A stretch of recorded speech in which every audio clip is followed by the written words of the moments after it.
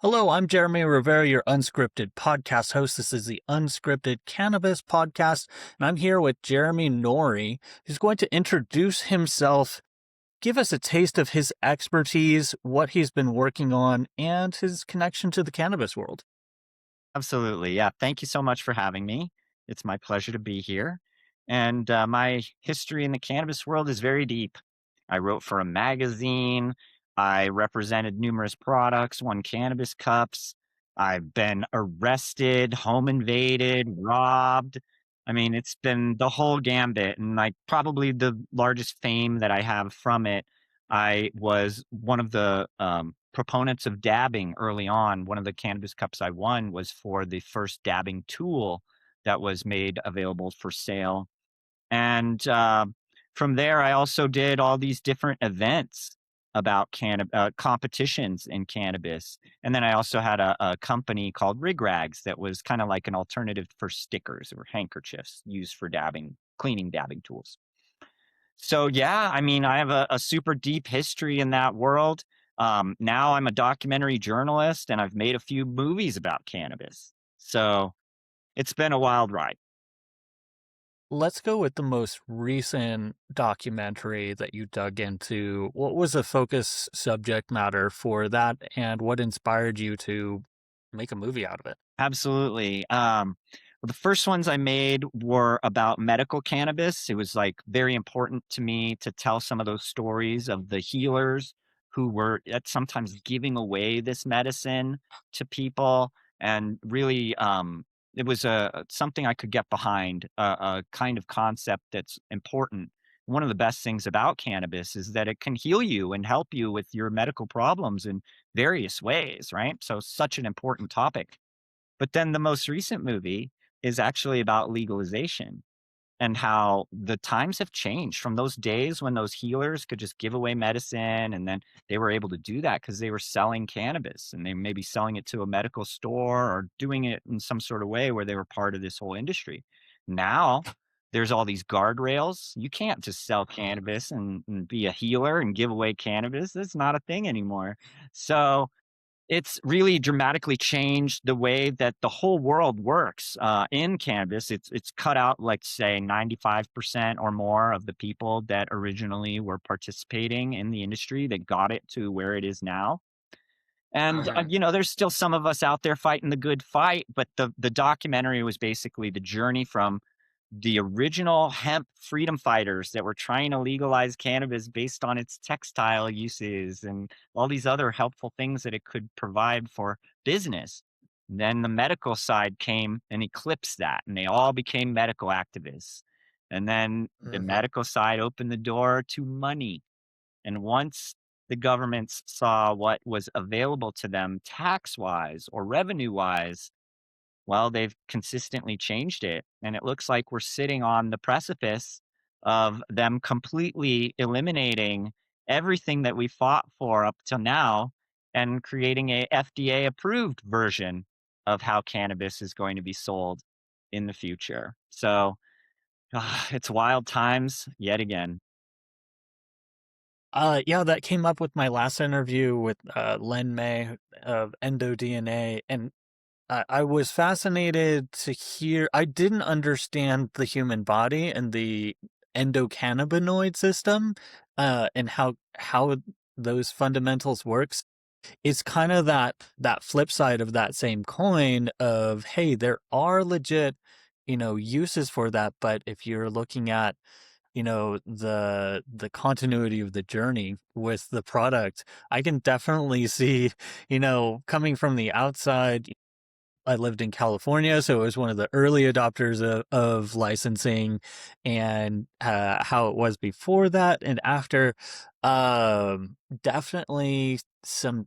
There's money always changes things, and so you kind of see who sticks to their morals when they've got a wad of cash in their face. Yeah. I mean, in part of my movie, there's a scene where we were talking to one of the original dispensary owners, and she was explaining that the city wouldn't take her tax money. They tried to give money, they tried to participate in the normal business process that all other businesses would participate in, and they didn't wanna know anything about cannabis businesses for a number of years. But then they decided, you know what? We do want all that tax money. And so they hit them with back taxes for all the years that they were in business. She woke up to being a negative billionaire. Yeah, that's a tough one. And it does seem like there's uh kind of a double standard of we want your money, but also half of the political side at any given time is like, no, you're bad and evil, and we score points with our constituents by demonizing you or moving the rules, because I consulted for a for Evergreen SEO, and they were, you know, specific in helping cannabis organizations do SEO and marketing. And I remember, like, there was a moment in time where it's like, oh, everything's going that there's more legalization here, more legalization, or it's flipping everywhere. And then it started like, oh, Delta 8's bad. Oh, well, it's like this in Texas. Oh, it's like this. And then more and more states just kind of uh, added the bureaucratic paperwork to Sure. every single aspect of it. Mhm. Yeah, and then let's be honest about what that is, you know? When they don't want your cannabis money, that's because they're getting more money from somebody else that's enforcing these laws against cannabis. And, you know, our biggest opposition has been like the police system and like the legal system and all these people that contribute huge amounts of money to Yeah, people to eliminate these cannabis laws, eliminate progress in cannabis. I mean, alcohol is destructively more dangerous. And how often is there a parallel where like cannabis is mistreated and alcohol is just okay? I mean, even just with like yeah, every cannabis product has to have like a safety cap on, like alcohol doesn't have that. And so there's all these yes, things that they've kind of singled us out and, oh, you're the bad guys. And kind of all of this other stuff is just lumped in together with that. And as we're kind of doing all these cannabis advocacy things, we're able to get a little bit here and a little bit there, and people are kind of like hedging their bets on whatever it is that they're doing. So the CBD people were like, "Oh, we need better laws so your grandma can go to 7-Eleven and get CBD, and this doesn't get yeah, you high. But we should, you know, have all these really progressive laws for these hemp products." And then they figured out how to synthesize these hemp products into intoxicating products that do get you high. I And then they just yeah, manipulated the laws so that they could sell these intoxicating products. It's no longer about getting CBD to your grandmother. Who cares? Now we just sell our vape pens in 7-Eleven.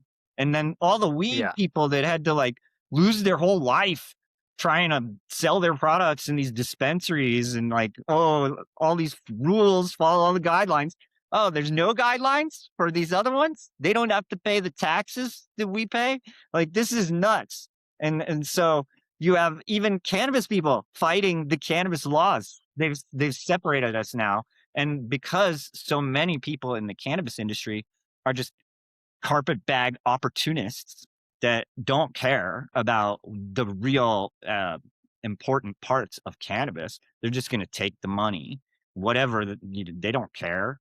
If Jimmy's going to lose his whole life as long as I got my money, you know. And right, it's one of the eye-opening things about being in the cannabis industry is that just like a lot of other businesses, there's so many opportunists and so many problematic things, and deception in marketing, mislabeling, how many cannabis products actually pass the testing, how many cannabis products are, you know, just a problem in various ways. And then there's other weird things where they'll be like, oh, well, now you can't have any packaging that's marketed towards children, but then sometimes that kind of falls in a gray area too, and it's just a real mess. And individual states creating their own laws. You know, I would yeah, go from California to Arizona, and unless I had my medical state card from the state of California, like I don't have any medical rights. If just my paperwork from the doctor, this is it was a wild time, and now we have recreational where everybody's just abandoned medical. I've had my medical card for like 25 years or something. And so, Yeah. you know, we're navigating this path. We all want the same good things, and ultimately, cannabis should just be treated like alcohol. But I don't know if we'll get there. That's fair enough. I'm curious what your next production, what are you filming now? What's the next story that you're interested in telling? Well, I'm not working on a cannabis project at the moment. So the other stuff that I do is related to all topics, really. I've made 50 plus documentaries about all kinds of different things. The ones that do a lot of numbers are what I call strange phenomenon. So I'm about to go down and interview some people about experiences with spirits and UFOs and aliens or entities, shall we say. And it's a wild thing, and it's my adult education. I get to just, pursue all these different topics that I'm interested in, and I have like private lectures from the people who are the pinnacle of those studies. So, yeah, and cannabis wise, there's a couple topics I wouldn't mind tackling next.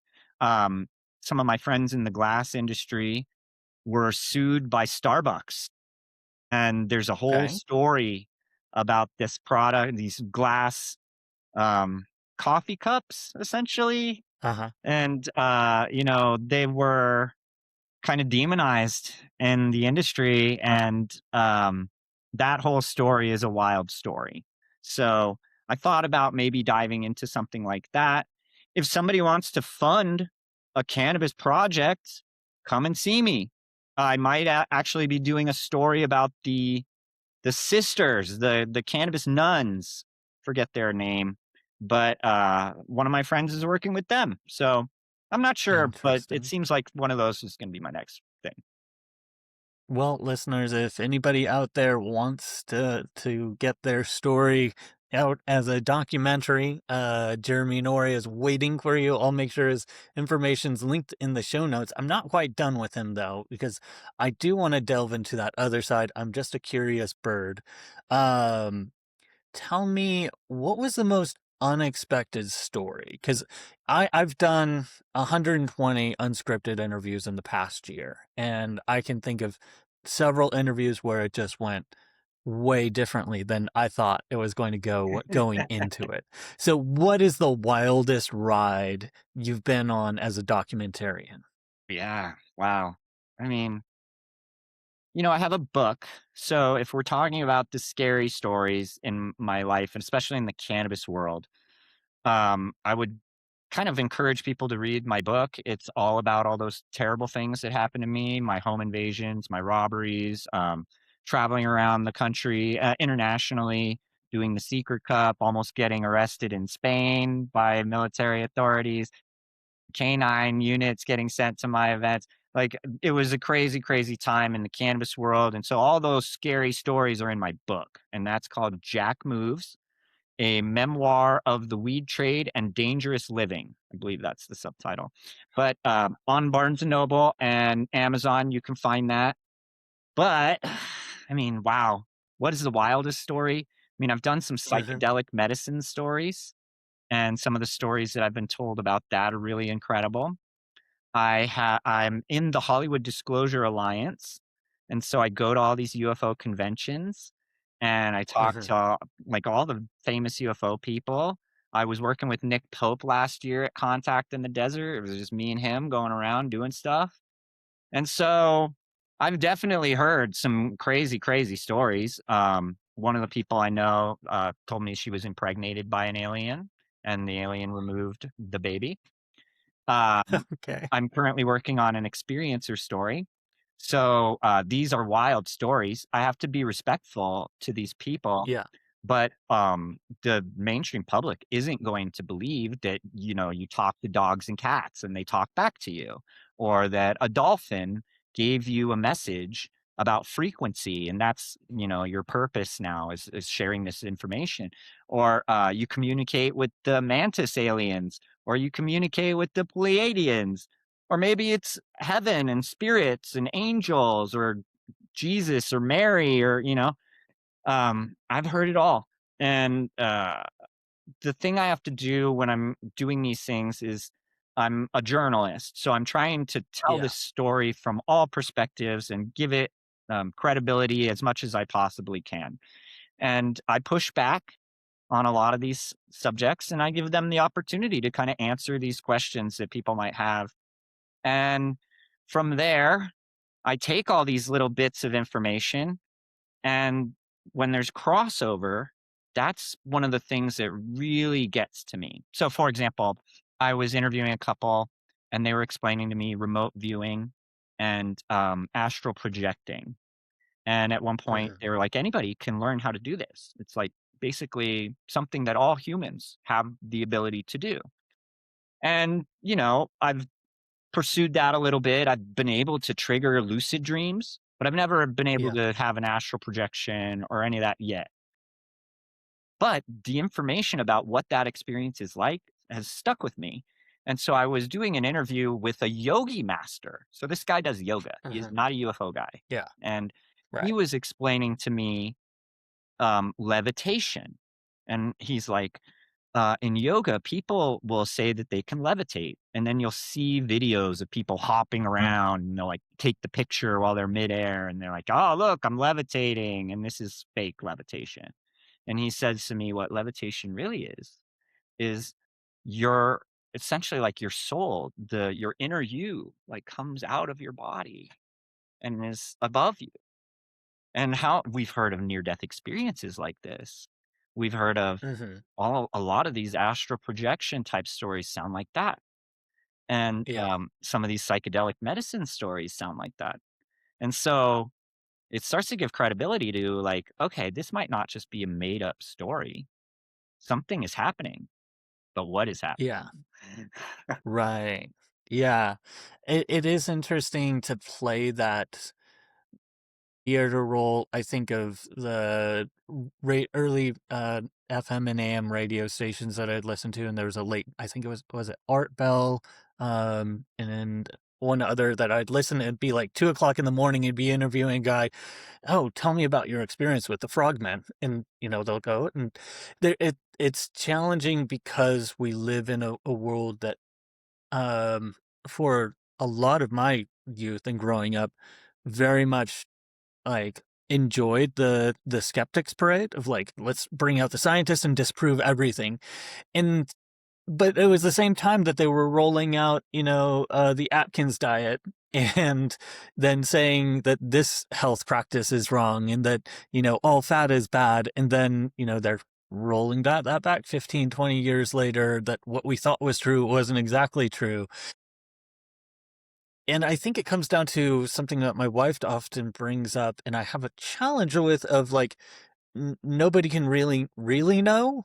And my ADHD personality is like, no, I can definitely know like things. I can come up with an argument. It's like, well, but at the end of the day, like we're, fleshy meat bags, and you're riding around in this meat sack and this bone bag, and you're experiencing these inputs. So what you know about the world is through those channels, you know, uh, that lead for many people that leads them to like huge, uh, openness to weird stuff. And other people, are able to then lump everything into, oh, that's just weird stuff. And I'm over here. So, tell me about that journalistic side. Is that a practice that you trained in, you grew up in, of holding credibility and space for people's stories that have incredible aspects to them, and treating those scenarios with n- just skepticism when needed, but also like because you don't want to be like, oh, this guy was impregnated by Bigfoot. You just can't see it because it's an invisible Bigfoot. But also, you're saying there are these threads of things that line through that hint at more. It's like Yes. uh, so tell me about a little bit of your journey into journalism, and how did you How did you figure out I want to be a storyteller? I want to present people's stories as a documentarian. Well, that's a great question. And when I was young, I used to tell stories, and a lot of them were made up. And so I would be holding court, you know, and everybody wanted to hear my story. And, that kind of left me as I got older. And, I think there's also part of I've been deceived before, I've been wrong. And, um, I've thought things and then learned other things and then changed my opinion. And so I think experiencing all that kind of stuff, trial and error through life is really what inspired me. And then so many topics, like when I was very young, I grew up very conservatively. Drugs were bad. Their religion was all true. I was an altar boy. There was all this stuff. You prayed, and then like God was going to take care of you. And I prayed so much, and God never took care of me. He never gave me the things that I prayed for. So there starts to be these like, well, what else is it that simple? Is it nothing? You'll kind of, especially when you're getting high, you'll have these like really like deep thoughts and like, what is this all about? Why am I here? What happens after you die? That's a big one. And when you start taking on a lot of these like very serious topics, it makes you really ponder life. And I've known what it's like to deceive someone, and then I know what it's like to be deceived. And I also know what it's like to have stories made up about me that I know are not true. And, going through all of those things, you kind of come to the conclusion that, life does seem to be a lot of individual experiences. And maybe there is no universal truth.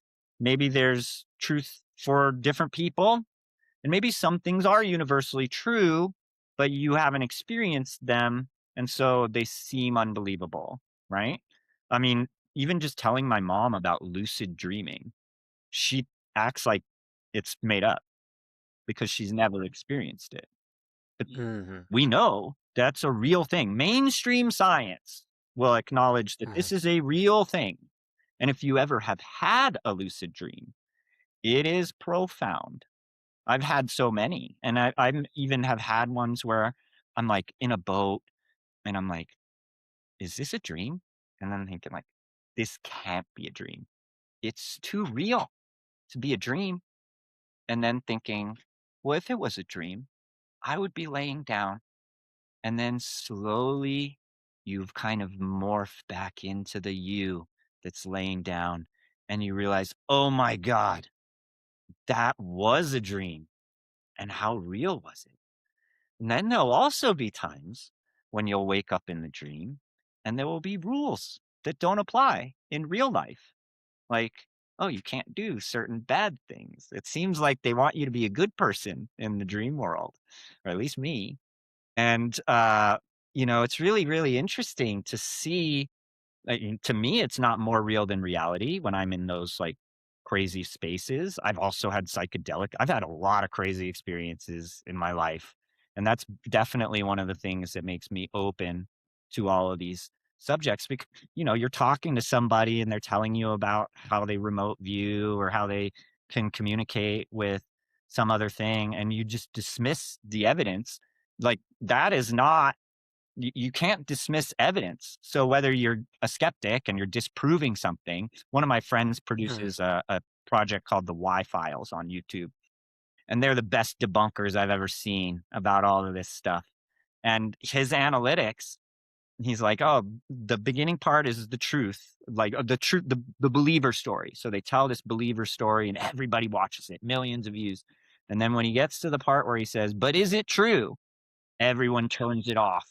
It's like a cliffhanger. Nobody wants to know if the truth that it's debunked. And I think that we have to be honest with ourselves. You have to, take those moments where you're wrong and accept those things and move on from those moments. Right now in the Bigfoot world, there's a documentary that just came out that is basically showing that old Patterson Gimlin footage and showing them faking it. And to a lot of people, they're like, "Oh, this is proof that that's fake." But many, many Bigfoot enthusiasts who have not seen the footage are trying to debunk it every day on Facebook or wherever it is. And so, you know, as a journalist, as a documentarian, I'm a truth seeker, right? Yeah. I've been involved in all these things, and the goal is to live the truth. I want to help expose true stories to other people and help them. And I want to expose true stories and hope people can stay out of trouble and that kind of stuff too. And you know, it's all about just being honest and having real progress. You know, if we want to get to a certain goal, you can't have all these little side missteps or hurdles that keep coming up along the way. You'll never get to where you're trying to go. I'm kind of struck by a thought of, as you mentioned, conversation on Facebook.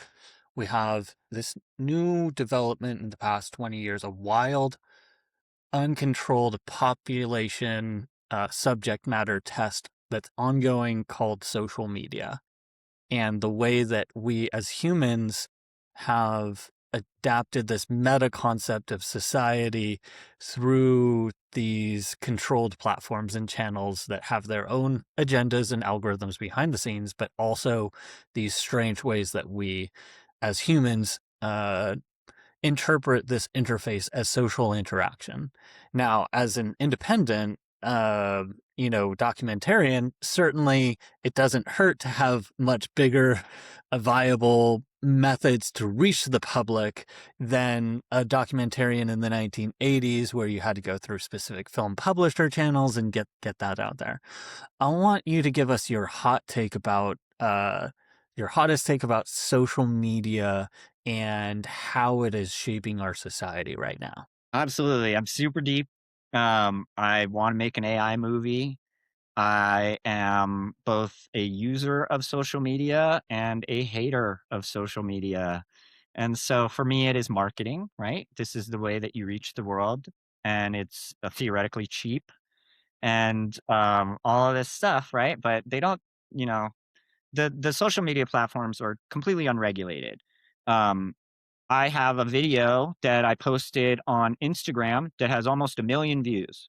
That exact same video is on YouTube, it's on Facebook, it's on another Instagram channel, it's on Twitter, it's on all the different ones. It didn't do any of that on any of those other platforms.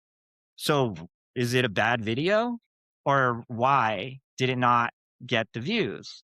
Well, it's just the people are, not doing the interaction with it, or maybe the platform's not pushing it the way. And now, as a documentarian, it used to be that my competition was other documentaries and maybe other Hmm. movies. It wasn't Yeah. 5-minute YouTube clips made by an autistic child. You know, it wasn't everything, every little bit of nonsense ever in the world. It wasn't everyone on social media just doom scrolling instead of watching something. It wasn't, Hmm. I mean, there's a million things. There's AI. Now you can go on there and just make porn.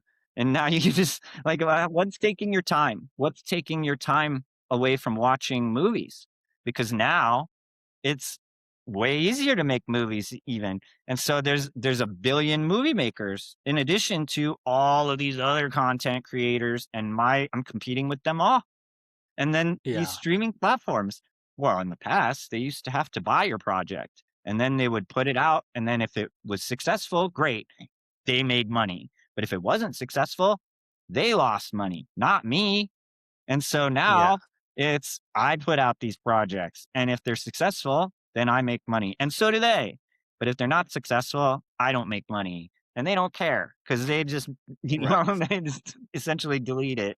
And it's this weird world. And then let's talk about what these streaming platforms pay. And so Amazon has reduced my pay 5 times in the first 2 years that we were working with them. It went from 14 cents an hour, which is pathetically low, to now the most I can make from Amazon is 4 cents an hour. And almost everything falls into 1 cent an hour. So that's if you have something phenomenal, you get 4 cents. Otherwise, you're getting Yeah. nothing. And who's checking? Who's regulating any of this? If YouTube, like we're there on a cannabis podcast, right? So YouTube, this morning I saw a cannabis project, 3.5 million views on YouTube. If I post anything that even shows a cannabis trade show without any cannabis products, I get rejected. I'll have like thousands of views on one video, and then the very next video will be 3 views. And then by that same token, we can put a movie out. It'll get restricted by YouTube. But then if YouTube picks it up for YouTube TV and movies, then it Hmm. does huge numbers.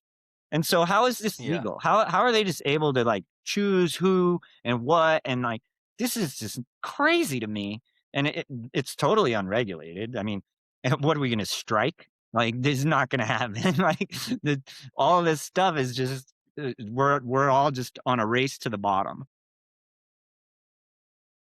I definitely agree, and I could see that too, because, like, it used to be either the partners or consumers, you could withdraw your business from them.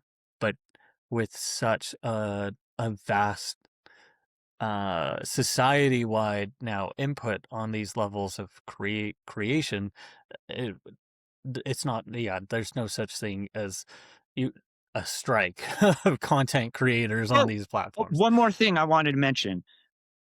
So, in addition to all of that, these platforms, they don't know either why your videos Yeah. are doing well. These are just AI computer things that now make or break your projects. It used to be there would be a gatekeeper, and you could go to that guy and be like, "Hey, what can I put in my poster that will be bad? Or what? Like, are there rules or guidelines? What are the guardrails of what I'm allowed to do and what I'm not allowed to do? And what do you guys want?" And now there's nobody like that. They don't know anything about why these algorithms are doing what they're doing. And you watch all these YouTube videos and people are, this is what you need to do. And you go around, you do all the things, and you can have no success doing everything right, and you can have total success doing everything wrong. And so now we just live in this mystery world where nobody knows what's going to happen, and it's just gambling. So every time I make Yeah. a movie, it's like gambling. It's not like it used to be. I definitely feel that. I call it the black box effect because I come from search engine optimization, which, is infamously, you have this box where people can approach it, you put something in, and something comes out the other side. And the people that made the box are very sketchy and very limited about what they say is going to what is happening inside the box and what you should do to put into it to get something out that you like. And, there's our whole industry is based off of, okay, we're going to approach this both scientifically and artistically and see, okay, if we put these things in, will this come out? Okay, it does seem that way. And then, the more that we figure out what's in the box, then what's in the box changes. That Specifically too. because we've started to figure it out. And the more that you figure it out, as soon as you figure it out intentionally, then it resets. And it is this delta, because, again, it comes back to the money play, because I know, like what we call them black hat SEOs, and their entire world is just whatever it takes to rank and get traffic to my project. It's fine. I don't care if it's exploitative, if I have to hack 1,000 websites, put code on the back end, whatever their terms of service, I don't care. I'm going to do it. And whatever the long-term repercussions, like your domain is blacklisted. Okay, well, I'll just buy different domains. So there's a percentage of my industry that are like that, and and that's true in every industry. In cannabis, you have, the black hatters who, whatever it is, I'm just going to make that money. And it just, at that moment where, the outcome becomes predictable, then they can make so much money that it then starts to flood the system with spam, and then the utility or the outcome of it becomes so bad that it has to change. So it's like this push and pull of like, okay, on the And then receiving end as a creator, it seems vastly unfair that now it is a pull of the lever. Is this going to work? But it's also like, well, they can't keep the algorithm always exactly the same, because once somebody figures it out, then it's like having the winning, knowing how the winning Powerball number is selected, then it just tilts. So it's this crazy push and pull balance of chaos. yeah, when you had physical media, you didn't have people like fake renting videos or like you know like Right. you're not fake going to the movies. Like these ticket sale numbers and these like rental numbers, these are all like largely authentic. How many people are just bots on these platforms? When I have an advertisement Yes. and I say on Facebook, "Oh, here's my thing, advertise it to 10,000 profiles." How many of those profiles are real people? How many of those Yeah. profiles are not like, and how many of my views are real people? And how many of my comments are real people? And is there any sort of regulation on them at all to, identify this as real? They're selling advertising. They're selling advertising and they don't know who is actually getting the advertising. And theoretically, you can manipulate these things, right? So like let's say you do figure out the hack to get whatever it is that you get. And you have all these views, like there's farms of little phones watching YouTube videos, and you're just getting piles of money from nothing. And Yeah. how is this better? Like in my eyes, it's nuts. And you're absolutely right. They're changing the goalpost all the time. They're like, here's what you're trying to do. Here's what you need to learn. Here's where you're going to work on. And then like, nope, that's no longer a thing. Now the goalpost has changed. You got to entirely change your business. Like everything is different. What? How? And the cannabis has this same parallel, right? Where like the laws Yeah, it does. change, and then like, okay, well now you could sell Delta 8 in stores, and now you can't. Well, maybe you can if you get it from some other place, and then you just kind of. And so I just came from a trade show. There was 1,000 Delta 8 and hemp companies there, and certain states you can still do it. In certain states you can't. In certain places, oh, you do it this way. In certain ones, yeah, you do it that way. And then these products, they're like, well, we just changed our little thing and now we're legal again. So Yeah. It's definitely challenging, and I guess it's part of the pirate nature of humanity to try to, optimize for systems, to like part of survival is just, hey, we got to survive, and so we're going to do that. And it's this, I think, it's a Machiavellian thing, maybe like survival of the fittest on one level, but also monkeys don't make poetry. So there is an aspect of like, if we think that we need to be noble, and then we will. And there's kind of an inherent like, hey, is there a genuine morality within humanity itself, or are we sheerly survivalistic? And, you know, certainly these systems point towards often the chaos. If there is money involved, it will tip towards that. But there's also, as many black hat SEOs as I know, there are as many white hat SEOs who reject explicitly, exploitative practices. And you understand the risk of those, you're aware of them, and you want to do things within guidelines and boundaries to optimize. That's the O in SEO, is optimization.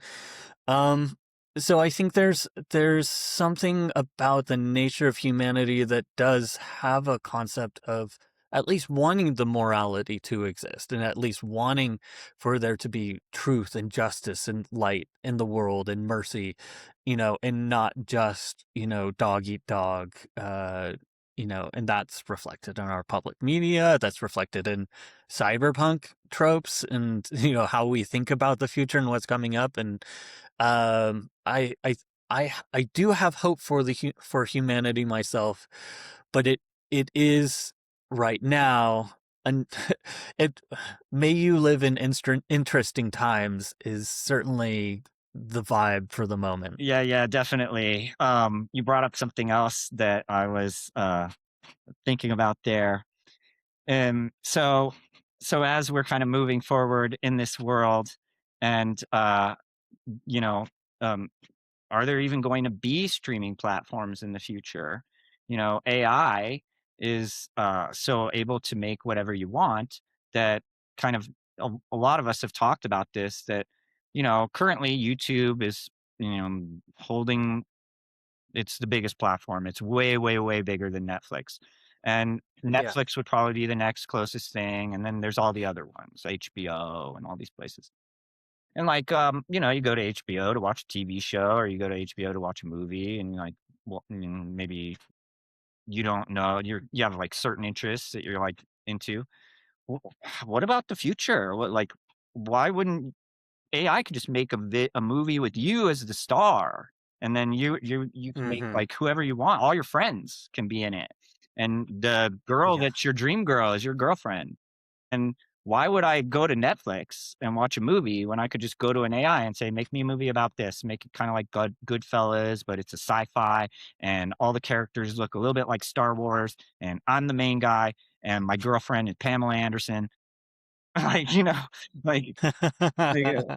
Well, if you've ever seen some of this stuff, there's AI things that can just change people that you know into doing things that are really risque, and there's a lot of morality in this stuff too. But what's incentivized by these platforms also. So like for me as a creator, I work really hard on documentaries. I made 3 diet and nutrition documentaries, and N all 5 of the people that I interviewed, they didn't agree. They all had different things to say about it, and we made these, awesome movies in my eyes that were really, really, accurate representations of what this whole world of nutrition and health is, and how eating can affect your life, and all this stuff. And they did okay. Like, they didn't do great. They did, all right. I've done really important ones that just, bombed. Really, really bad numbers. I worked really hard. They're like Netflix level, mainstream level. I just did this cannabis one that I'm so proud of. They get no views. And then I'll make a movie that was like, oh, we'll just do this because whatever. The guy was nice. I'll break every rule. I'll shoot this guy in a hotel room, one camera angle. He's sweating. Like he speaks English really bad. You can barely understand him. Crushing numbers, crushing numbers. So as I do these projects, it's almost routine that anything that I work really hard on, that I make great, something really, really good, that's not going to make money. If I do something terrible and stupid, that makes money. So I'm being incentivized to make dumb crap. And, Yeah. how many other things that are terrible are being incentivized by money? Absolutely. It is a challenge because, there's the black box aspect of it. There's also, uh, this force on creativity. It's very much a challenge. There's nobody that I've talked to in those 120 plus interviews that I've done, that one aspect of the conversation doesn't turn to the impact of SEO directly on their business, or how they see that it's impacting their clients, or how they work. And certainly, I started using Midjourney when it was just kind of spaghetti. Like there's a repeating meme of, Will Smith eating spaghetti. And 3 years ago, it was like his face is all distorted. And then second year, it kind of looked more impressionistic. And this year, Will Smith walks out onto a rooftop, sits down across the sun, and discusses AI and current society while he's eating spaghetti, and it looks exact like indistinguishable from cinema level film shot by Sometimes it's shot. better. Sometimes it's better, yeah.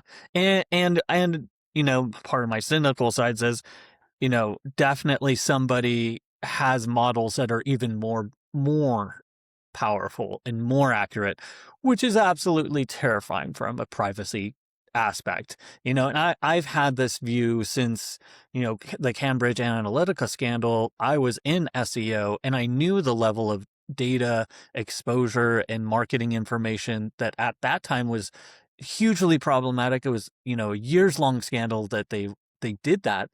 And now it's a daily occurrence of we give up more privacy information just visiting 5 websites. It's like, oh, you want this cookie pop-up to go away? Click the thing. Well, clicking the thing says that we can monitor what you're doing, and half of the data I use in my industry is politely called, search volume information. More than half of that is directly from spyware installed on thousands of moms' browsers. They have no idea that they're giving up their search information. They people can see, it's anonymized, it's third party, but it's not. Like, it's part of, like, it's so invasive. Every part of our existence now seems to be invaded more and more by it, and I don't know what to do about it. Yeah, I mean, I've gone from being an outlaw in the cannabis industry, and all that was considered evidence. And now I just let them follow me around everywhere I go. And oh, you have access to, have you seen the TikTok one? The TikTok one is like, oh, we have access to any computer in your household, not even just what TikTok's uploaded onto. We just go into your laptop and access whatever we want, or your hard drives, or anything. And there's part of you that wants results, right? So I need to get the good results. So I have to give them access to my whole life. Otherwise, I'm handicapped and I'm disabled Yeah. in comparison to what other people are capable of doing that are giving them all these permissions. I mean, as I'm moving forward and, trying to be a filmmaker, I have to think of what projects I'm going to make that are going to make me money. And then what stories do I want to tell that are important stories to me that I think need exposure, that people need to know about? And like, not tell those stories. Maybe I lose money on that, but I'm still motivated by my morality as a creator. And we have to have these talks about how much we're going to use AI. And just this morning, we put out a project yesterday. It's doing not great numbers. And, we were discussing, well, maybe we should make some clips with AI. And then, we're creators. Do we really want to say that we're using AI to do those things? And we don't want that. We want to keep doing it ourselves. But ultimately, if Yeah. we're not getting results, we're going to have to do that. Well, if people want to support your project, see what you find is important as messaging, those stories, those silver linings, and those threads. As we kind of wrap up here, shout out to your company, your website, anything where people can connect, and maybe throw some views on that algorithm and tilt things in your favor. Yes, yes. Like theoretically, your comments and your reviews and ratings and all these things matter. So go on to my IMDb page, rate my stuff, review, comment on the videos, like my videos. My website for all the movie stuff is theskyisland.com. And it will take you to the cannabis things, and it gives you access to my social media, my book. The first chapter's free on there. You can read that, get links to that. But I also produce a cannabis event. It's called the American Autoflower Cup. They have a website, americanautoflowercup.com. And we're doing that once a year. Autoflower is a hot topic in the cannabis world right now, and I'm a big believer in that and pushing it for that community. We believe that it's going to take over 80% of the cannabis world. And so that's going to be exciting. And I'm just very, very much a proponent of all the things that I used to love about cannabis, and all of that kind of stuff I'm still open to. The website is the best place to communicate with me if you want to do a cannabis event or you're curious about how any of these things can kind of play out. Maybe you want to make a cannabis movie or a story about something else. Please contact me. I'm very open minded, and I work probably cheaper than any other company in the film industry. So let's make it happen. Fantastic. Thanks so much for your time, Jeremy. My pleasure. Thank you for having me.